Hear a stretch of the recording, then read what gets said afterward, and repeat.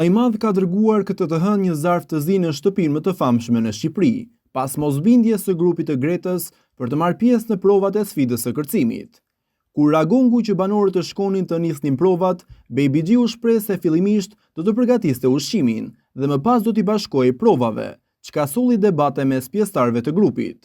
Për shkak të moszbatimit të urdhrit, vllai i madh vendosi anulimin e televotimit aktual, duke theksuar se pasojat për grupin që nuk u bind do të bëhen të ditura gjatë prajmit të së martës.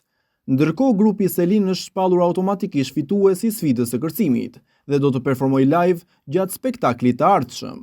Në mesazhin e zarfit të zi, vllai i madh rikujtoi se autoriteti i tij është i panegociueshëm dhe se çdo mosbindje ndaj urdhrave të tij do të shoqërohet me pasoja për banorët.